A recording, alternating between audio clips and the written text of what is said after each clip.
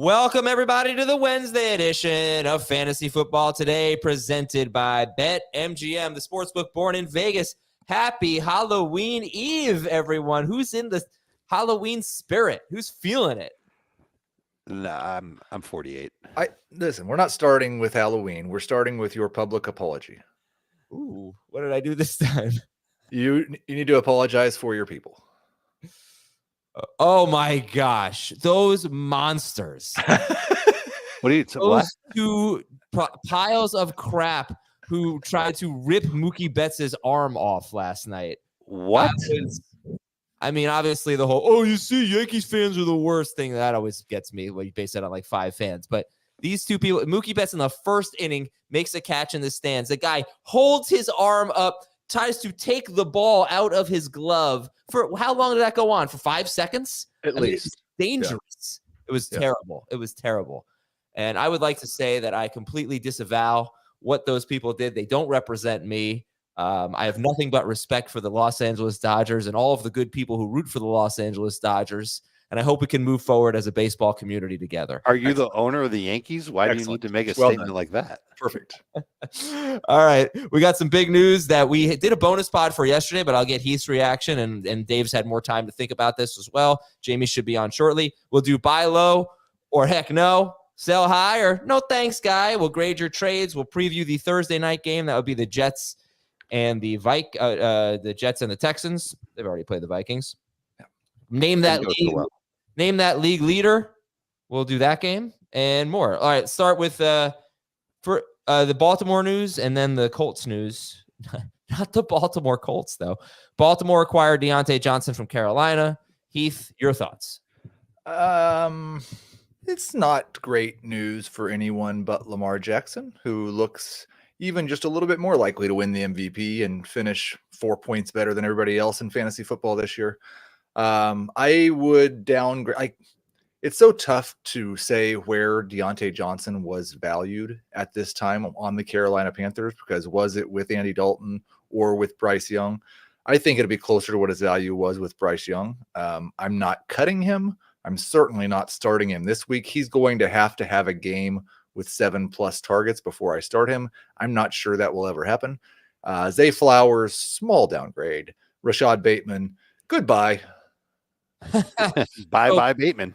What do you think happens here? Because the Ravens run as a percentage the fewest percentage of plays in 3 or more receiver sets. Do they stay with that and just sit Bateman, or do they start changing their personnel and play 3 receiver sets? I think they will be. Is it more multiple? Is that the correct way? Correct. Yes. Like a little bit less predictable. Maybe a couple fewer 3 tight end sets, because they like to run a lot of those as well. But it's not going to change their entire identity for Dionte Johnson, a guy that they moved down maybe 2 picks, but 10 spots maybe in next year's draft to acquire. Okay. All right, David, you want to have any updated thoughts on this? It's basically the same thoughts as I had last night, and they're right in line with Heath's. But I did do some digging in the stats and came up with this. We know that Dionte was a massive target magnet in Pittsburgh. For example, his second year in the league, 2020, Steelers attempted 41 pass attempts per game. He averaged almost 10 per game, 14.8 PPR points per game. The year after that, even though the Steelers didn't throw quite as much, it was still pretty high. He had 10.6 targets per game, 17.2 PPR points per game. In the 3 seasons after, when he was on teams that didn't have great quarterbacks, but also just didn't throw a lot, his fantasy averages sank, including this year. It's actually a 3-year high as we sit here right now, both or only in terms of fantasy points per game at 12.0. Now he's going to a Ravens offense. There's been one wide receiver in the Lamar Jackson era that's averaged 8 or more targets per game. It is Marquise Brown in 2021. It's not even Zay Flowers this year. He's averaging 7.6 targets per game. Congratulations to Zay Flowers. He has the second highest target per game average with Lamar Jackson in Baltimore in his career. So I'm nervous, just like Heath is, that the high target volume that we've come to really buy into with Dionte Johnson isn't going to be there. It means he's going to need to be hyper efficient. I have to admit that it is possible with a quarterback like Lamar Jackson, compared to other quarterbacks that he's caught passes from, Bryce Young, Andy Dalton, Kenny Pickett, in the last 3 years, it's been gross for him. But I'm going to stand by what I said. I think he's at best a number 3 fantasy receiver moving forward. Good morning, Jamey Eisenberg. Good morning. Oh, On to our, I do have a lot to say about Zay Flowers and just what he's doing. But I'm going to move on, and I'll just say that he is, to me, a very unique wide receiver. I don't know that I could compare him to any receiver in football. I feel like he's kind of like Deebo Samuel, with a little bit. No, I'd say that's the most. I don't know if you guys agree with that, but he is unbelievably talented. He is incredible after the catch. I want to say he makes the most out of his targets, but he doesn't rank super high in yards per target. But I was just thinking about that from like a Surtain perspective. I don't even know if he's going to be shadowed by Surtain. But that was just for this week. But going forward, he's just so unique. He's just so different. It's hard to evaluate what this would mean for Zay Flowers because of the way he gets it done. He's explosive, having a real breakout. I still want to be hopeful for him. I think you guys have talked me kind of off the ledge a little bit because I was pretty, we're concerned when the trade first happened. But let's go to the second piece of news and the Anthony Richardson thing. And first of all, Jamey, Josh Downs is 79% rostered. Should that be even higher? 100%. And what should the rostership be, Jamey? 100%. Okay, so keep on adding Josh Downs. But, he is, when you look at his profile, his ADOT, his slot rate, he looks a lot like Demario Douglas, Jackson Smith and Jigba, Christian Kirk, Wan'Dale Robinson, and then one other guy, or maybe 2 other guys, Jaden Reed and Cooper Kupp. I'd say he's in that group. Can he overcome? I feel like we've been fooled. I asked you guys before the show, what's the difference between Wan'Dale Robinson and Josh Downs? And we very quickly said, yeah, and you're right, better quarterback. And then you gave the Malik Neighbors things, and doesn't have to compete with Malik Neighbors. But I feel like we've been fooled by this type of player before. And we've been fooled by every type of player before. Like maybe more regularly, we've been fooled by this type of player before. But I think you're overthinking it. If there's a guy who, with this quarterback, was wide receiver 8 for 3 games earlier this year, and now he gets that quarterback back, like maybe something goes wrong. I'm not saying he's bulletproof. He's not a number 1 wide receiver, but I'm starting Josh Downs this week. He's currently inside my top 20. Yeah. And it's Michael Pittman's kind of doing the Undertaker meme as well. I don't like him as much as Downs, but he is someone that I might consider as a low-end number 3 or a flex. This is just a completely different offensive environment. And it's weird because, yes, Joe Flacco is obviously a more accurate passer than Anthony Richardson. He's also averaging like 10% worse when it comes to yards per attempt because of Richardson's big plays. But it's probably 10 more pass attempts per game. And it's a 65% completion percentage compared to a 44%. So it might be 8 to 10 more receptions per game as well. You might see some of the yards per catch go down a little bit actually for these guys because there aren't going to be as many deep shots. But it's just you can't compare what these guys were with Richardson to what they will be with Flacco because it's not the same offense. Downs gets open, and he's going to get open a lot this week. Yeah, look, I'm not overthinking it in the sense that I'd pick him up in every single league if he were available, and I would be starting him. So, okay. And since you asked for a comparison between Wan'Dale and Downs, I'd like to give it to you. This is Wan'Dale versus Josh Downs. Downs with Joe Flacco as his quarterback. ADOT for Wan'Dale, 4 yards. Josh Downs, 6 yards. Yards per catch, Wan'Dale, 6.9 yards. Downs, 9 yards per catch. Yards per route run, Wan'Dale, 1.23. Sesame Street likes that one. Josh Downs, 2.37 yards per route run. Catch rate, 67% for Wan'Dale. That's really good. All Josh Downs, 79.3%. You nailed it. All right. Do you want target per route run rate too, or do you just want to believe that 1 out of every 3 throws from Joe Flacco goes to our boy JD? All right. All good. All good. Listen, you know what else is good? CBS Sports Network. We're on CBS Sports Network Tuesday, Wednesday, Friday, typically 1 p.m. Eastern. Sometimes the schedule changes. But flip on over today at 1 p.m. Eastern. You'll see Robert Turbin talking football with Jamey and Heath. Friday is me, Dave, Jamey, and then I get kicked out for Katie Mox, which I'm sure everybody appreciates. But Tuesday is me, Dave, Jamey. And that's on CBS Sports Network, and it's usually at 1 p.m. Eastern, sometimes noon, but we'll keep you posted on time changes. We'll do some buy low and sell high, and we'll take a break first. Let's take a quick break, come back, buy low, sell high. We'll tell you who you need to be trading for, who you need to be getting rid of. We'll tell you what Aaron Rodgers is drinking these days, and if anyone here would be willing to try it, and we'll be right back on FFT. Saturday, CBS Sports with two big games. First, undefeated Army looks to ground rival Air Force. Then it's big time. Number 1 Oregon takes on defending champs Michigan. Saturday on CBS and streaming on Paramount+. All right, guys. We have some grade the trade a little bit later. So we'll do it like we did last week. We'll get some names out there, tell you why we like them or don't like them. Dave, you're always prepped for this segment. Who we buying low on? I'm going to start with Zay Flowers, because if people are panicking that Dionte Johnson coming to Baltimore is going to be the end of Zay Flowers, I'm willing to take him at any discount I can.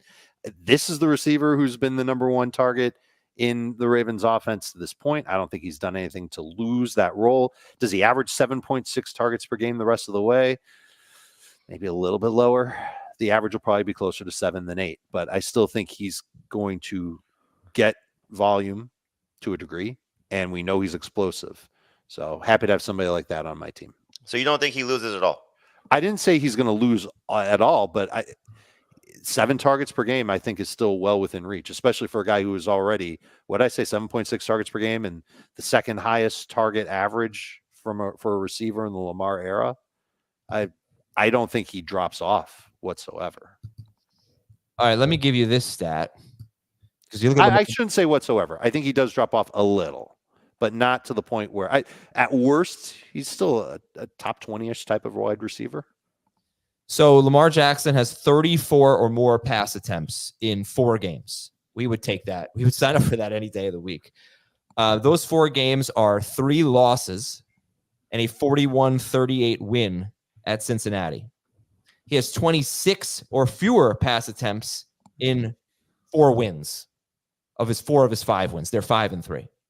They have not had they had consecutive losses to open the season, right? Mm-hmm. Yes. And week the 3 Raiders beat them. Week 3 they beat Dallas on 15 pass attempts. Week 4 they beat someone on 18 pass attempts. So they're 5-3. They feel like they're 8-0. You know, they're so good, but they have a terrible defense right now, the pass defense. But I just want to bring that up because when Lamar Jackson's thrown a lot, it's been in 3 losses and a 41-38 win. So, you know, Denver, Cincinnati, Pittsburgh, Chargers, Eagles, Giants, Steelers. There's could be some low scoring games there. I don't know, but all right. Anyway, Heath, give me a buy low. Well, first off, I'll just say like nothing changed from last week, but I would still be buying low on Mike Evans if you can. You can go back to last week's episode. Spectacular schedule after the bye, and he's going to be chasing 1,000 yards. Go get Mike Evans. Also, I've seen a lot of negativity about J.K. Dobbins relating to his yards per carry over the last month, and I understand why. He's got some better matchups coming up towards the end of the season. 2 of his 3 playoff matchups are very good. The volume's still fantastic, has at least 3 catches in 4 of his last 5 games. I still think J.K. Dobbins is going to be a high-end RB2 rest of season. If somebody's a little bit skeptical because the YPC for life has fallen off, then go buy J.K. Dobbins. Okay. And Jamey? Similar to Heath with Evans, you know, anytime we have injured receivers that people are struggling with. So Nico Collins is 1 more week on IR. Go get him while you can, you know, so find a, hopefully you're in a league where the Nico Collins fantasy manager is struggling and is willing to deal at this point because they're desperate for a win. Otherwise, you're probably not going to be able to get him if the Nico Collins manager is winning. They're not going to make a deal. Similarly with DK Metcalf, another receiver who's banged up right now. I'm hoping that he practices this week so we could actually rank him. But for right now, you know, Metcalf is dealing with maybe a multiple week injury. Hopefully not, but again, similar scenario. You know, try and trade for anybody that's injured, and hopefully you get these great players coming back soon. And I don't know if this guy counts, but I think we're like just a couple of weird things away from happening from viewing George Pickens as maybe a top 12 wide receiver rest of season. 2 almost touchdowns. in that Monday night game. I think Russell Wilson's looked fantastic throwing the deep ball. George Pickens might still be a top 12 wide receiver, and he's on a bye. So if that George Pickens fantasy manager is like, oh, I got to win this week, go see if you can buy low on George Pickens. Same thing with Deebo Samuel. Would you buy high on those guys? Yeah, I mean, he only had 11 fantasy points last week, so I don't know if you'd have to, but yeah, I think he's top 18 at worst. Someone's saying that George Pickens' playoff schedule was awful, so let's take a look at that because I have it right here with what he's been so far this season. Right. Oh, it's actually not bad at all. Philadelphia, Baltimore, Kansas City. Kansas City might be bad, but Philadelphia is 23rd. His schedule is pretty good on paper. You know, it's actually quite good. So we may need to reevaluate Philly. Yeah, their run defense has really come on strong since the bye, and I think the pass defense will be a little bit better too. Their corners are playing a lot better. Yeah, that's a terrible schedule for Najee, who we'll get to in a minute. But I think in that instance, if Russ is still playing like Russ, then I think that we'll still see targets for George Pickens. Let me see where I have him on the trade chart. He's 13th. Okay, there you go. So George Pickens is a good one. And I'll spoil something from a segment I have later on in the show, which is name that league leader. He's not the league leader, but there's he's one of the league leaders in end zone targets, George Pickens. And he's had some almost touchdowns all throughout the year. So all right, Jamey. we got George Pickens. Oh, Dan. very good. No, I already told you he's not. You lose. So Zay Flowers, Mike Evans, Nico Collins, George Pickens. I'm going to throw out Breece Hall as not super low, but I just want to give you his playoff schedule. Breece Hall has Miami in week 14, then Jacksonville, they're 31st. Miami's bad against the run. Jacksonville's 31st against running backs. The Rams are 20th. The Bills are 28th. And they struggle. Jacksonville and Buffalo in particular, they struggle in the passing game against running backs. In fact, I'm going to give you the rank rest of season for Breece Hall, where his opponents rank against running backs. This week, the Houston Texans are 4th. After that, 27th, 21st, 26th, 22nd, 31st, 20th, and 28th. After this week, every opponent he faces is currently 20th running backs. Has it mattered for him? I mean, not really, but he's coming off a single-digit PPR fantasy point game. Oh, no, I'm not saying you don't buy low. 100% you buy low. But he sucked against Minnesota. He sucked against Denver. So it kind of has mattered for him a little against bit. The Patriots. Yeah, he did. Now, listen, I got to point out, he's played 2 games with Davante Adams. He had 9 targets. One of them, he had 3 in his last game with Davante Adams. So could he see a smaller role in the passing game? Yeah. You know what that schedule makes me want to do? It makes me want to stash Braylon Allen. Sure. All right. Any more? Yeah, I want to buy low on Davante Adams because that schedule makes me encouraged that that won't be a detriment to Davante Adams. And I'm just as grossed out as everybody that it's 2 weeks into his tenure with the Jets and he still hasn't had a big game.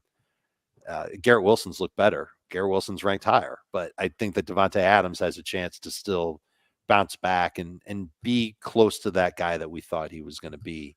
So here you go. What is it? Zay Flowers, Josh Downs, Davante Adams. Rank them rest of the season. Adams will be first, Flowers second, Downs third. It doesn't mean that I don't like Downs. I just think that right now his value is the lowest of the 3. Okay. And by the way, someone's asking in the chat, should I trade Kyle Pitts for Nico Collins? Yes. Yes. Yep. Man. Absolutely. That's a Kyle Pitts deal for you. Kyle Pitts might be a sell high. I saw something Jacob tweeted yesterday about his first read targets. They're very low. Yep. He had 2 games this year with a target share over 18%. But I went back and I watched his big plays because he has 5 catches. Kyle Pitts has 5 catches of 30 or more yards. That's the most among tight ends. One of them was busted coverage. The other ones, he's just balling out, I guess, as the kids would say. Like, he's big and strong and physical, and he's making those plays. It's not just total luck. So I'm a little on the fence on that. But in terms of targets and first reads and target share, Kyle Pitts might be a sell high. Any more buy lows before we transition to sell? Well, Davante Adams, just to wrap up on him, 15.4 PPR points total in his 2 games with the Jets. I just don't think that that's going to last. DJ Moore has 11.4 PPR points in his last 2 games combined. I'd buy low on DJ Moore. Not expecting DJ Moore to be a top 12 receiver rest of season, but if the Bears need to start getting back toward making things right on offense again after they came out of the bye so sloppy. He will be a part of that. And then Courtland Sutton, he's the number one receiver in Denver, right? Yeah. And are they not a good team with Bo Nix at quarterback? I don't know. He's had Bo Nix played so well last week, but he's done that sort of before, and then he comes back and looks awful the next week. Right. I mean, there's that Saints game where Courtland Sutton didn't have a catch, and Bo Nix's numbers weren't great, and the Broncos offense still looked phenomenal against the Saints. But I wonder if we're giving credit to Bo Nix for being not just a good rusher, but also a good thrower, that's the guy who's going to get targets for them. I wonder if you're really in wide receiver hell, if he's not the cheapest guy you could go and try and trade for right now. Are you guys ready to call Bo Nix a good thrower, though? No. He's also only thrown 12 times inside the 10-yard line. It's not a lot. He's going to run there a little bit. But I'd like to see if he can back it up after what he did against Carolina. Any more buy lows, or shall we move on? I am done. Done? Okay, let's go to some sell highs. But first, if you haven't signed up for BetMGM yet, use the bonus code FANTASY. You can still get this offer, a great offer on the BetMGM app. Use the code FANTASY and get up to a $1,500 first bet offer on your first wager. Download the BetMGM app, sign up, and use the bonus code FANTASY. Deposit at least $10 and place your first wager on any game.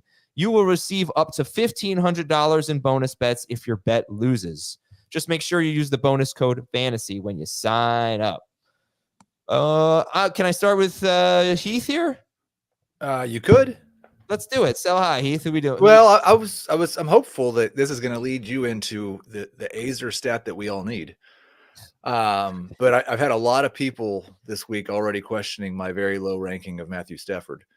And I think that I've probably not fully adjusted. I'm going to give you guys a chance to change my mind on this, but adjusted enough to the Rams profile when it's Puka Nacua and Cooper Kupp versus when it's not. But that would lead into the sell high of Kyren Williams, because he's scored such a high percentage of their touchdowns this year. That's been the big problem with Stafford. Like, he's QB 29 or something on the year. He was QB 18 last year. He had 4 touchdowns last week. He had Puka Nacua and Cooper Kupp. But coming into last week, they had 3 passing touchdowns and 8 rushing touchdowns. Kyren caught one last week, right? Right. He did. He had 23 carries for 97 yards, 5 catches for 19 yards. Okay, so I'll tell you what I'll do. I'll take a look at Kyren Williams, the last 6 games of last season, because that's when Matthew Stafford was on fire, averaging 25 fantasy points per game. And let's see how we can Azer stat here and see what he did. And that, I think he only played. Did Matthew Stafford play in week 18? He did not. That was No. the Carson Wentz game. Okay, so the last 6 games then. All right, give me. Oh, Kyren Williams was on pace for 371 carries, 1,949 yards, and 17 touchdowns. Oh, he sucked. 4 catches, 286. So the Rams are just the best offense in the NFL. They were, I think, a top 3 offense. Maybe number 2 behind Baltimore, I want to say, down the stretch last year. They got into the red zone, into the green zone so much. I'm sorry, this is all off memory from off-season research. But yes, the bottom line is last year they hit their stride, and the Rams were one of the best offenses, almost the best offense in football. The question is, can they do that again? You know, watching Thursday, kind of felt like they can. How do you guys feel about the Rams? I'm with you. I think they can. You know, I mean, it's everything is in place for them. You know, I mean, they need to stay healthy, clearly. And, you know, you're talking about Kupp and Nacua and what they've dealt with this season. You know, can they overcome it? More so Kupp, I think, just based on what's happened to them the last 3 years. And Kyren's had some, you know, injury concerns as well. But, I mean, that's as good an offense as you'll find, you know, with the good play callers you find, and the schedule's fairly favorable. So I don't see why it's not possible. Sean McVay got the bouncy ball and dodgeball into his hand when he got back Kupp and Nacua, and his offensive line's getting healthy. And he looked at the rest of the NFC West and he said, "Now you're all in big, big trouble." In those that team's winning the division, by the way, and I think they're like 5-1 to win it. in those 6 games, Because only 6 games. It's not like these were the only games that Stafford played with Kupp and Nakua last year.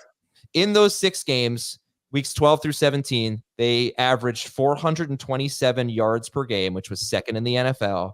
They scored 30.7 points per game, which ranked loading. I'm going to say second in the NFL. Second in the NFL behind Baltimore. Do you still want to? What do you want to get for Kyren, or are we just going to keep him? No, I think and that really, I just wanted to lead into that discussion. Okay. But listen, I'm probably going to need to see another week this year. I think that the really interesting thing is how are they going to score their touchdowns the rest of the year? Is it going to be Stafford or Kyren? And the answer is yes. Would you take Christian McCaffrey and Khalil Shakir for Kyren Williams, Heath? I think I'd take that. Yeah. Okay. So where is McCaffrey? Assuming he comes back, we're thinking he comes back next week. He's RB what rest of the season? Because he's not guaranteed to A, come back, or B, play the rest of the season. He's only 10th among running backs on the trade chart, and that's in non-PPR. If it's full PPR, it's up 1 spot from there. But you've got him 9th or 10th without the guarantee of him coming back. Correct. Said, because if he comes back, if he's back, he's top 5. Yeah, I mean, what would it take? Probably 1 or 2 games of Christian McCaffrey looking like Christian McCaffrey to have top 5 type value. He's a great sell high candidate right now, though. Why? Because what if he's not right? Yeah, you could get RB1 value for him. I mean, I'm not saying everyone would give you that, but you could. Justin says rest of season, Cooper Kupp or Tyreek Hill? Tyreek. I believe I have Tyreek higher. I'm taking Tyreek. Did you guys think that Kupp looked good last week? No. Okay. I thought he did in spurts, not necessarily like every single time. I think there's a lot of the routes that he runs where he's designed to free up space, where like he runs slower, draws in coverage, and then Puka's getting the target over the middle 5 yards behind him. All right, let's move on here and I got asked about this trade yesterday. Achane and Olave for McCaffrey. I'd rather have Achane and Olave. Yeah, I would too. Okay, sell high, Dave. Najee, you mentioned the playoff schedule. It's also the first time in his pro life where he's had 3 straight games with 100 total yards or 100 rushing yards, Adam. 3 straight 100 rushing yard games for the first time in his career. And listen, I said it earlier this week, the Steelers offense looks just so much better with Russell Wilson under center. And maybe it's given life to Najee Harris, but it's not something that I would expect to continue. And if there's a fantasy manager who's desperate for running back help, that's the running back that you should try and, shove off your plate and onto his, but ask for more than you would have 2 weeks ago. I have a question. Hand raised. Adam, you in the back. Thank you. In full PPR, would you rather have Najee Harris or Josh Downs rest of season?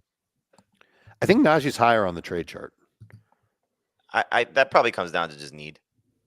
Okay, so we value them fairly similarly. In full PPR. Now here's the question, because I haven't seen anything in this. Is Richardson benched for the season, or is he benched for 1 game? They did not clarify for the season. Because if it's just 1 game, right. Like Adam tried to give me a sneaky trade offer for Anthony Richardson in our Dynasty League. If it's just 1 game, like, are we going to go too crazy for the Colts guys for 1 week? And you know how I feel. Like, I'm taking the win in a week if I can get it, and I think Downs gives you the chance to win a week. But, like, does overpaying for Downs or Pittman in trade make sense right now? No, I don't think so at all. Like, this for me, it's an ad, it's a start. And I will say, just like one thing in Najee's defense, like, he's running and playing a lot better. It's not just the situation. He has a 26.5% tackle avoid rate. His career high coming into this year was 20%. Mm-hmm. So he is playing a lot better, as well as in a competent offense with a real NFL quarterback for maybe the first time in his career. Fair point for sure. It's tough. I mean, so the thing about the schedule is that it just changes so much, but I'm looking, you go to his player page right now, and he's got, 8 games left in the fantasy season. So not counting week 18. The Commanders are next. They're 17th. They're bad against the run. After the Commanders, here's where Najee's opponents rank against running backs: 7th, 5th, 11th, 5th, 6th, 7th, 1st. It's probably the worst running back schedule. It's got to be up there. But these things change. I mean, I did this exercise 2 weeks ago, and some of the players I had as having great schedules, it no longer looks that way. So you don't want to put too much into it. And I would say, and I say this every year, like, I'm not sure that, especially with a 7th or an 11th, you should care at all. Like, avoid the 1st. The 5th might be a really bad matchup, but anything in the middle 20 is just going to change really, really quick. Right. We're probably talking about a difference of a quarter of a point per fantasy game, and they're all of a sudden an average matchup. All right, just one last thing on that. 7th this year happens to be Baltimore. And right, that's a perfect example. That's a bad matchup for him because Baltimore, you might be able to do something in the passing game against them, but against just the run, they're brutal. So, well, they are when they're healthy, but if they're not healthy, we don't know how serious this injury to Michael Pierce is, but if they're not healthy up front, then suddenly it's a good matchup. Well, I don't know about that, but Baltimore, he's got them twice, and he has Baltimore and Kansas City in week 16 and 17. Yeah. But okay, anyway, Steelers are dead last, or at least the running backs are dead last on the fantasy strength of schedule for the rest of the season. And as for the Colts and the passing game, it's the Minnesota, Buffalo, and the Jets in their next 3 games. Those defenses are terrible. I don't know what defense would be good for Anthony Richardson to throw against, but they're terrible for him to throw against. Flacco gives them a chance to win. If they go out and they go 2-1 in those games, 3-0, and they're staring at a playoff spot or the division, of course Flacco is going to play the rest of the season. All right, Jamey, any sell highs? DeVonta Smith, just knowing the situation, how he's been with or without somebody there. And so Dallas Goedert may come back soon. I don't know. There's been nothing positive on his reports, but if you can get something great for DeVonta Smith, I would be looking to do so. Again, one of those injured receivers that somebody might be looking to sell, so if you can wait out Mike Evans, certainly if you can get Nico Collins, you can get DK Metcalf, those are trades I think that will work in your favor. Okay. Any more names before we move on? I got 2 more. One is Marvin Harrison, who I deemed a winner after week 8. But then, during the podcast, I noticed almost all of his production came on deep targets. And what's the one thing that we want more of from Marvin Harrison? Shallower targets. And so if this is going to be the norm for him, where he's only going to get targets 12, 15, 20 yards downfield, I don't know if he can keep up what he did in week number 8. So you might be able to sell high on him. And then you can tell me if this is crazy or not, but hear me out. Brock Bowers, crazy target volume. Is it going away with Jacoby Myers back? And couldn't you sell high on Bowers and find a cheaper tight end to replace him with? I don't know if you can still find it, but if you've already gotten Kate Otten or Otten? Yeah, exactly. Or who else? Like if you have Bowers and another start-worthy tight end. Kraft's got to make you a little nervous, though, right? Well, I'm not saying that you're getting the same performance or feeling as comfortable, but if you're getting a superstar for Brock Bowers and you're still pivoting to Tucker Kraft, I'd be doing that. And I think a fantasy manager who's relying solely on Tucker Kraft or a tight end like that would be interested in upgrading to Brock Bowers, and they might overpay to do so. Okay. All right. Let's move on here and give you just the rest of the news and notes. Aaron Rodgers is drinking cayenne pepper and water. Would any of you be willing to try that? Sure. I think I have tried that. Oh, yeah? I wouldn't do it. Is it like a weight loss thing? He says it's keeping him feeling younger. One of his teammates has recommended it to him. It's supposed to give you energy or something like that. But if you want, I'll give it a shot right now. I'm sure I can find some cayenne pepper in the house. Yeah. I'd love to get your thoughts. Joe Flacco starting for the Colts. Jerry Jones doesn't want Prescott to run because let's go ahead and mute Dave as he takes his headset off there. Anyway, it's not Joe Flacco. You see how Dave serves his salads at fancy dinners. Oh, the salad bowls there, yeah. Jerry Jones doesn't want Dak Prescott to run because of fear of injury. We just talked about this yesterday. I think. It was on. We talked about this on Monday on Beyond the Box Score. Dak Prescott is not running. Daniel Jones is going to start this week for the Giants. Running back news. According to Jordan Schultz of Fox, Carolina has no plans to trade Chuba Hubbard. Wide receiver news. Jamison Williams could face weapons charges. They're reviewing the case. He was pulled over with his brother, I believe. He was in the passenger seat. They had guns. You can read about it. Gabe Davis should be fine, according to Doug Peterson, and Brian Thomas also has a chance to play at Philadelphia this week. Stephon Diggs out for the season with a torn ACL. The Vikings acquired left tackle Cam Robinson from Jacksonville, and Robinson hasn't really had a very good year. Hopefully he's an upgrade over whatever they were going to replace Christian Darrisaw with. It's a great move. Yeah, probably a downgrade for Jacksonville, though, because whoever they had behind him is probably worse. I think they just they haven't been playing him. Yeah, they benched. Okay. Yeah, they moved Walker Little to left tackle. Yeah, so he's not having a great year. It was, didn't work out for Jacksonville. And for Houston, they're playing Thursday night. Couple of injuries to keep an eye on here. Jimmy Ward, their safety, Azeez Al-Shire, their linebacker. They were limited in practice. These are pretty key players on their defense. Not guaranteed to play, but we'll keep an eye on them. And that brings us to Thursday Night Football, but Dave's not here to do the song. So instead, why don't we take a quick commercial break and we will come back and talk about Thursday Night Football, Thursday night. Yep, Thursday. And then we'll get into your trades and some more questions after this. CBS Sports HQ, giving you college football coverage unlike anyone else. We're talking Big Ten. Pre- and post-game coverage. Are you encouraged with the way that this team responded? Along with breaking news. A lot of movement in the rankings this week. Highlights and expert analysis. Stat Street could be in jeopardy here. Sure. What was your main takeaway from this game? How impressive was his domination? That really changed the football game. Let's go ahead and have some more fun. Another wild ending. The chaos continues. Turn to CBS Sports HQ. Very excited to talk about the YouTube poll that people are voting on. But before we do that, it is time to preview. Oh, wait, Dave's mic is muted. Let's unmute him. Dave, can you unmute yourself, or do you need me to do it? Okay, he's unmuted. Dave, it is time for Thursday Night Football. Nah. Houston is at the Jets. What are we thinking here, Jamey? High scoring game, low scoring game, medium scoring game? What are you thinking? Let's go medium scoring. Who do you like in this game, Jamey? I like Joe Mixon. I like Tank Dell. I like Garrett Wilson. I like Breece Hall. You like Tank Dell, I think, a lot more than the other guys. Now, I know the Tuesday rankings aren't necessarily the most set in stone, so I don't know if anything's going to change. But Not the most set in stone. They are not set in stone. yeah, I was going to say the word reliable, but that felt mean. So they change a lot throughout the week, or they change a little. But Tank Dell was one that really stood out because, look, people are going to start Joe Mixon. You're almost certainly going to start Breece Hall. But although he is like 10th-ish for Jamey and Heath, I think he's top 5 for Dave.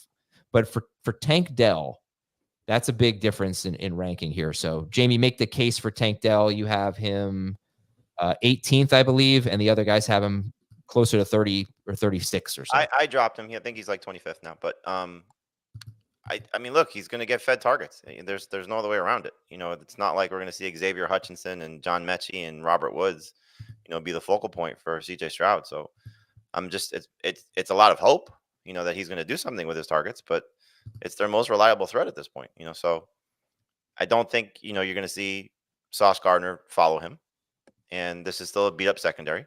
So I'm not necessarily running away from Tank Dell here, but he's not a slam dunk must start guy. I think he's a great It flag. surprised me if he outscores Davante Adams at this point. I mean, that's not a big stretch. Currently the worst matchup for wide receivers, right? I believe the Jets, in terms of PPR fantasy points, have given up the fewest fantasy points to wide receivers. I have them as a second fewest, but it's probably super close. I have no idea who's. Have they been in the last 3 weeks? Because I think their defense changed considerably when they fired Robert Saleh. So the last couple of weeks, George Pickens had a massive game. And then they played the Patriots. And they played the Patriots. I always look at also played the Patriots twice in that stretch. Both times with Jacoby Brissett. Have any good receivers struggled against the Jets? And the only answer I have there would be the Niners guys in week 1. But Khalil Shakir has been at least as good as Tank Dell. Yeah, I'm not saying they're a good matchup. He had 2 for 19. Josh Allen threw like 19 passes that game or something? Right. And obviously different roles. Look, it's a good opportunity for Tank Dell to do what, he can as a number 1 wide receiver. So I get that. And I like him as a flex. I do want to caution, though, I don't think this is the same type of guy that he was as a rookie. So what I mean by that is he's not as explosive. He has 1 target this year of 25 or more air yards, and he did not catch it. He has 6 explosive catches this year none going for more than 23 yards. Yeah. So we're hoping for volume. We're hoping for opportunity. And could he get 8 targets and have a 6 for 75 type game? Could he score on top of that? It's all possible. And that's why in a 3-receiver league or 2 wide receivers in a flex, yeah, he's a consideration. Okay, so would you start Dank Tell or Amari Cooper? No. I think I have Cooper higher. I think I have Cooper higher. Buffalo is against Miami. By the way, I was wrong about Josh Allen against the Jets. He threw 25 passes. The 19 pass attempts were against Miami. Would you start Tank Dell or Darnell Mooney against Dallas? Mooney. I'd have to double check, but I think I have Mooney higher. Would you start Mooney or Davante Adams? Mooney. Adams. Okay, sorry. We'll do Tank Dell or Nick Chubb against the Chargers. No. Format. Would I even start Dell over Chubb in non-PPR? I think I might. Wow. I love Nick Chubb in non-PPR. Come on, what do you have? 16 carries last week against? Yeah, I know. It's probably an overreach to say Dell over Chubb. I'll change it to okay. I think Chubb has a better chance to score than Dell. But as far as yardage goes, I don't know. I don't know if Nick Chubb has that big breakout game against the Chargers. I've actually got Chubb higher in all 3 formats. So, any interest in a quarterback in this game, Rodgers or Stroud? Not really. Depending on the injuries for the Texans, Rodgers could be a low-end starter, but not a slam dunk. No. I've got Rodgers at borderline top 12. I start Flacco over him. No interest in Stroud. I've got Baker over him, Winston over him, Flacco over him, Justin Herbert currently over him. I don't know if I'm going to keep it that way, but that's the range that we're looking at. He's going to be outside the top 15, so will Stroud. Okay. It's a good matchup. I mean, they're giving up the 8th most fantasy points to quarterbacks. They're struggling defensively. We will keep an eye on those injuries. This is the Texans I'm talking about. Mm-hmm. But you guys are not super jazzed about it. And then we'll get to Davante Adams in a moment and Garrett Wilson for that matter. But just, Dave, give me who are some players that – oh, you actually are the highest on Breece Hall. Sorry. I moved him down a little bit, but it's a short week. It's a good opportunity for him to do work both in the run game and the pass game. If he had scored last week, there'd be no trepidation whatsoever as far as Breece Hall goes. Everybody's starting Breece Hall anyway. Yeah. All right. Fair. Okay. And then, Jets wide receiver. Oh, before I forget, let me tell you what the Texans receivers did with Stephon Diggs off the field last week, because you might be surprised at who led them in targets. It was John Mechie. Yep. 3 catches for 29 yards on 4 targets. And then you had Robert Woods, Tank Dell with 2 targets. You had Dalton Schultz and Cade Stover with 1. So Mechie is okay. Go ahead. Slot guy now and deep league guy. I think he'll be the slot guy. They were mixing and matching him and somebody else. It might have been Hutchinson in the slot. So the story I read yesterday was that Hutchinson's going to stay as the 3rd receiver when Nico is back. So my guess is that his long-term appeal, if there is something, for deeper leagues, with Diggs being out, is probably the safest. I would think in the short term, though, Mechie benefits maybe the most, just based on how he played last week. Mechie was also the recipient of a target on a broken play where Stroud actually avoided pressure and then still made something good happen for a change. And it was like a 20-something yard play last week. And that's why he had what he had. Like his stat line would have been even worse without that play. It was a bit terrible. All right. So now let's talk about Garrett Wilson and Davante Adams. And Heath, give me your thoughts here on these guys against the Texans, who are 22nd against opposing wide receivers. Yeah, I'm pretty much viewing Garrett Wilson as a must-start wide receiver again. He's just inside of my top 12. You're probably starting Davante Adams as well. He's at the bottom of my wide receiver 2s. I think wide receiver 21 right now. You're probably starting both of these guys. And that's kind of why I think Rodgers is a borderline starter. Jamey? I agree. I mean, I think you just look at Adams is based on hope at this point. There's no real, okay, he's going to do this. The matchup is definitely favorable, especially if those guys still stay out. But, he's clearly been leaning on Garrett Wilson. You got 2 touchdowns in 2 games since Adams been there for Conklin. And he, seems to be a red zone threat for Rodgers. That could also be dependent on Allen Lazard's absence, so he missed last week's game with a chest injury, probably not going to play again this week as well. So I think if you're the Adams fantasy manager, it just depends on what you're comparing him to. And so I think Heath's ranking, I have him ranked in a similar range, a little bit lower, but similar range. Like I said, it wouldn't surprise me if Dell is better just based on volume. So I would start Cortland Sutton over Davante Adams this week. I would start Jacoby Myers over Davante Adams this week. So two guys that were clearly not in the same range with him from a draft perspective. And then I would start both Colts receivers over Davante Adams this week, just based on Joe Flacco and the matchup against Minnesota, which is the best matchup on the table. So, I don't love Davante Adams, but clearly there's still plenty of potential and plenty of upside that at some point is going to click, and hopefully this is the week. Okay. Any interest in the tight ends in this game? They're both desperation plays. Again, Conklin did not do very well from a yardage perspective last week. He's getting 4 targets in each of the last 2 games, but he has scored twice. And so that's kind of, I think, where you land with him, is that if he scores, you'll be okay. If he doesn't score, you're probably going to be largely disappointed. Schultz has been extremely disappointing, but this is now his best opportunity. It's been 1 game without Tank Dell. It's been 3 games without Nico Collins. And now it's going to be 1 game without Stephon Diggs and Nico Collins. So will he finally deliver? I don't know. I think he's a mid-range number 2 tight end that's better in tight end premium leagues, or if you're just, again, completely desperate. 3 weeks ago, we would have been a lot more interested in Dalton Schultz because tight ends weren't as good as they are now. So I don't know how many people are that desperate for a tight end, but in PPR, he could have 5 catches. So this is one of those guys we talked about on Tuesday. So I would not be surprised if he's better than TJ Hawkinson in Hawkinson's first game back and given the opportunity, but I would be dropping Schultz to carry Hawkinson. Okay. And then I'm just going to finish it with a couple things here. Let me go do some Davante Adams ors. Davante Adams or Rico Dowdle at Atlanta. Adams was close for me. Davante Adams or J.K. Dobbins at Cleveland. Dobbins. Davante Adams or Chase Brown against the Raiders. Chase Brown. I do love that matchup. I love him this week. Yeah, probably. Oh, do you, Jamey? Okay. Oh, yes, I do. Do we like the DSTs in this game is my last question. Don't hate him. Jets, yes. Right. Texans, maybe. And finally, what is the theme song for Thursday Night Football? No. Yeah. All right, that's it. Okay, YouTube poll. Which FFT member would most likely survive a horror movie? So I don't know who won, but I know who's last. We know both. I know who's second to last. I am definitely last, and I got way too much vote here, 13%. There's no chance. Now, if you want to say that I've watched the most horror movies and that gives me an edge, you'd be wrong. I have, but that wouldn't give me an edge. I'd be the first to die. Dave is second to last at 18%. Jamey at 28%. Heath at 41%. This was my vote. So I did see a lot of people in the chat saying the killer always survives.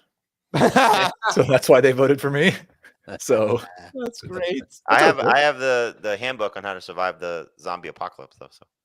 Oh, that's true. You do have the insider info there. I'm out. Here's some grade the trade. Oh, Heath has to run as another obligation here. Grade the trade and other questions. You can email us, by the way, at fantasyfootball@cbsi.com. Fantasyfootball@cbsi.com. That's the letter I. Andrew's in a 3-receiver league. Give up Metcalf and Jacobs. Get Nico and McCaffrey. Oh, love it. Yeah, I mean, it's 2 injured receivers right now. I don't know what his record is. Oh, he's in fourth place. Yeah, it's fine. Yep. You might be in 5th place pretty soon, but you might also be in 1st place by the time we get to week 14. Just to say this, though, we don't know the timeline on Nico Collins. We don't know that he's coming back after 4-game absence. So the last update we have on our site is trending in the right direction to return. Okay, good. So I thought I don't know who that's from, so I don't want to say the source, but it is on our site on his player page. And again, Metcalf may play this week, but there's no guarantee. So they both might not be back until the same time. From Doug in New Jersey, give up Trey McBride and Tank Dell in a half PPR league. I have Pitts and Hawkinson. Give up McBride and Tank Dell. Get Deebo Samuel. It's probably close to even on the chart. His tight end is Hawkinson, and what else did he say? Pickens? Pitts and Hawkinson. So he's good at tight end. He's trading McBride and Dell. I would aim for more than Deebo right now. Yeah, I would try to get a little bit better than that, and if you can't, then Deebo's okay. Yeah, Jacob, if you heard on Monday, Jacob kind of thinks Deebo is going to be an absolute star rest of season. We talked about him maybe as like a top 6 wide receiver. He definitely has the Got to stay potential. healthy. He has the potential to. I just wonder with this injury, like what is he actually dealing with? You mean the pneumonia thing or the oblique thing? The oblique. From Colin, should I trade Bijan Robinson and Kyren Williams for Cooper Kupp, Malik Neighbors, and Christian McCaffrey? Yes. Okay. From Ben, I traded Cooper Kupp and Calvin Ridley for Marvin Harrison Jr. and DK Metcalf. One more time, please. Traded Kupp and Ridley for Marvin Harrison Jr. and Metcalf. That's awesome. What's the difference between like Kupp and Metcalf? I think Metcalf has more smash games in him than Kupp. Wow, that surprises me. I feel more comfortable assuming Metcalf's knee injury is okay about his health long term. Yeah. All right, so you got. I don't think their production will be somewhat similar. I mean, if Kupp is 100% healthy, Kupp would be the better player. But it's just, will he stay healthy? And is anybody ready to believe that what we saw from Ridley last week will be the norm? No, he's just a throwaway thing. I don't think he's a throwaway. It's 3 straight games with like 8 or 9 targets, and I'm encouraged. We gave this stat on the network show yesterday. 11-something yard ADOT for Ridley, season low. His season ADOT is higher than Rashad Bateman's. It's like 17 or 18 yards. It's insane. It's unsustainable. They need to use him differently. Stop being morons about it. Now, unfortunately, that might be a Will Levis thing because Will Levis likes to throw the ball deep, but no receiver is good with a 17-yard ADOT. Not consistent. Well, it's also the first game without Hopkins, so that's the positive. I don't think he's a throw. I mean, obviously, he's the worst receiver in the deal, but actually, yeah, I'm trying to talk myself into a buy low on Calvin Ridley. If people think he's just right. I think he's a number 3 receiver. He could be. Oh, he's definitely in a number 3 receiver conversation, but you're talking about 3 superstars here. Oh, yeah, I know. He's the worst in this deal. All right, this is from Alan. He said, this is shopping cart etiquette 101, 201, and 301. 101 is return the cart to the cart return area. 201, return it to the cart return area and interlock it with at least one other cart. 301, return it to the cart return area, interlock it with another cart, then interlock all the carts so they're all ready to go. I usually operate at the 301 level, but I'm an empty nester with no kids or grandkids to keep track of, so I have no criticism of those who just hit the 101 mark. If you're 301, you better be getting a check from the grocery store. I was going to say, you're an employee. Yeah. Yeah, you're honestly like doing their job. It's almost rude to just do the other person's job to that degree. But 201, I think, is something I kind of try to do. I think it also depends. Like, there's some still, and there's some that are new, at least where I live, like some smaller supermarkets that are popping up, like where they don't have the same level of employees. Let's say like a Publix for us, where there's a lot of people that work there. Like, you might be doing them a favor if that's the case. If it's not many people, but in the case of most like big supermarkets, like let the kids do their jobs. Yeah, let them cook. Yeah. But if you want to do my notes for me for the week 9 games, let me know, Alan. Yeah. And this is from Joe Bro. How, with the trade deadline coming up, I'm not sure if he's talking about fantasy or reality. How important is keeping depth? I have many good players that will be on my bench. He's in a 10-team league, by the way. I think he's talking about fantasy. Yeah, because that's not really coming up. But I guess it is. There's it's next week after. Usually, as you get closer to Thanksgiving, fantasy trade deadlines happen. Yeah, it's coming up. I always do Thanksgiving week. Should I be trying to? Okay, summarize the question. Do you try to keep your bench depth or consolidate for stars? I prefer to consolidate for stars for 2 reasons. Number 1, they're stars. And number 2, it makes for easier lineup decisions when you get to the fantasy playoffs. You can cultivate depth with the waiver wire. Like right now, Cedric Tillman, I don't know if we're ready to crown him as, a league winner or a number 2 wide receiver or anything like that. But like, that's a guy that can add depth to your team. You'd happily start him if you're without Stephon Diggs this week. And you just picked him up off the waiver wire.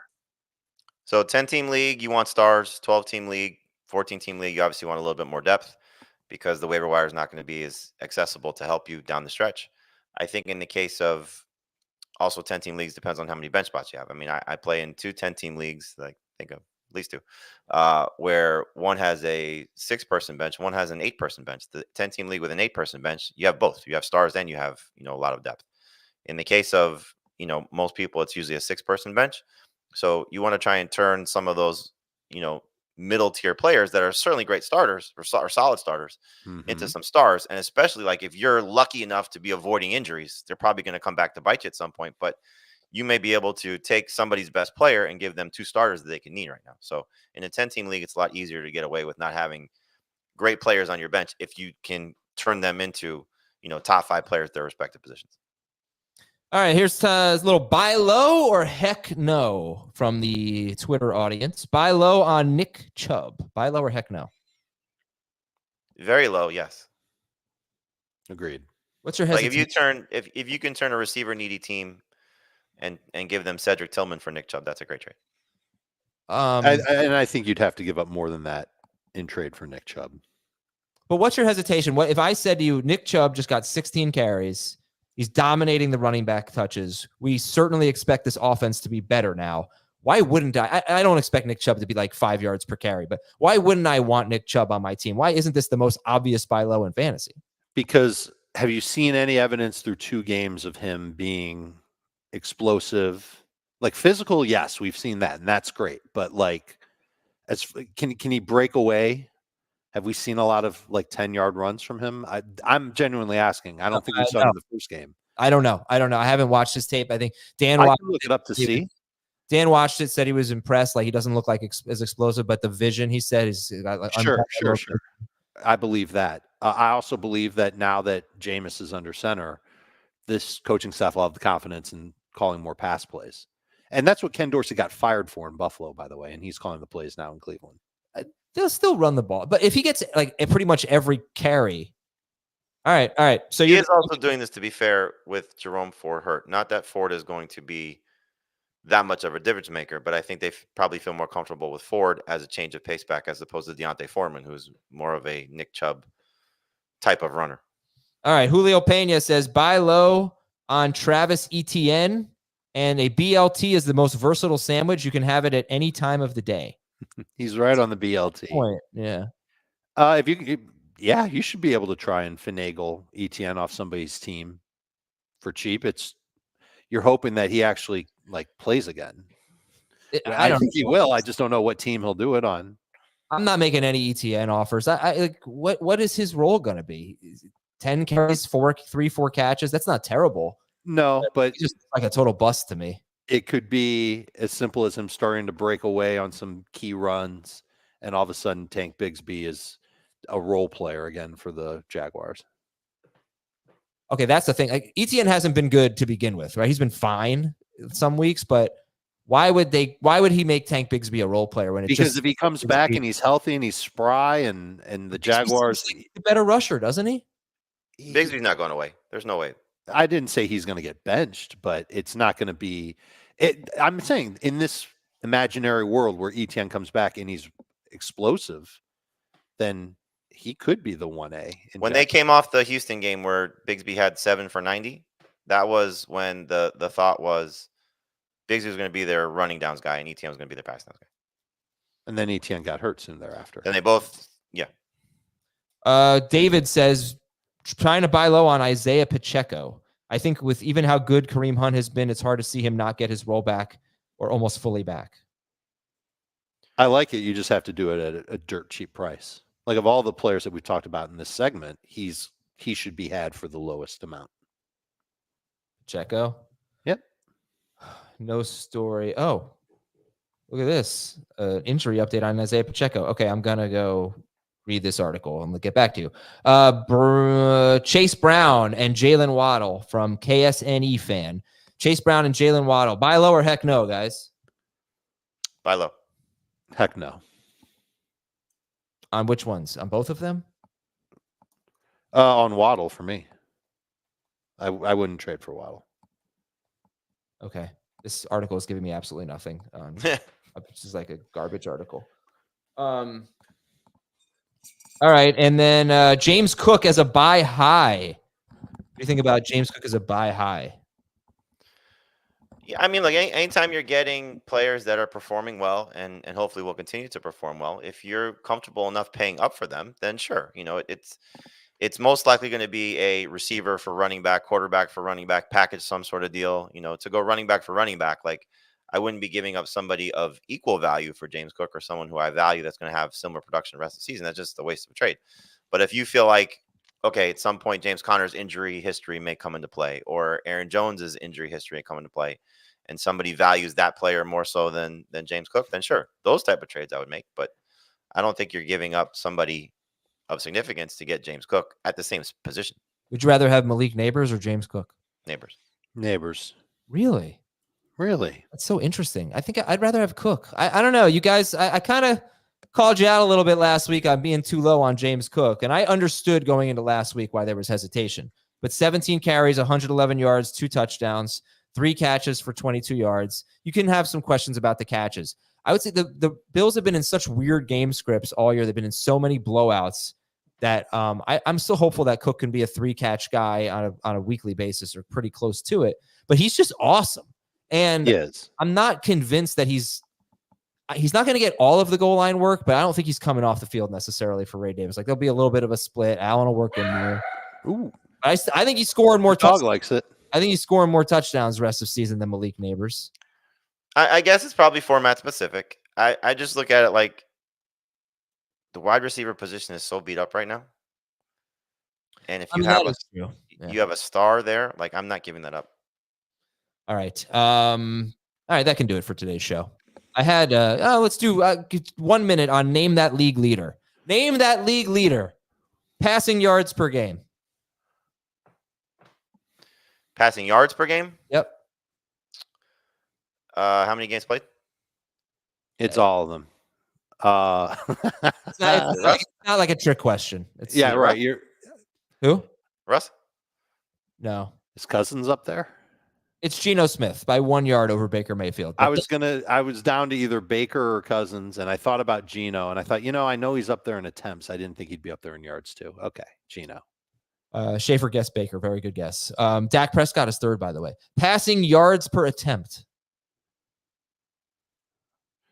Could be Richardson. No, can't be Richardson. I'll say Richardson. No. Lamar Jackson. Lamar Jackson is 1/10 of a yard per attempt behind Jared Goff. It's number 1. Oh, Goff makes perfect sense. Rushing yards per carry. For running backs? Yeah. Well, for any position, but yeah, sure. It is a running back. So yards per carry? Mm-hmm. So Derrick Henry was the first name that popped into my mind. Is that your guess? Yes, Derrick Henry.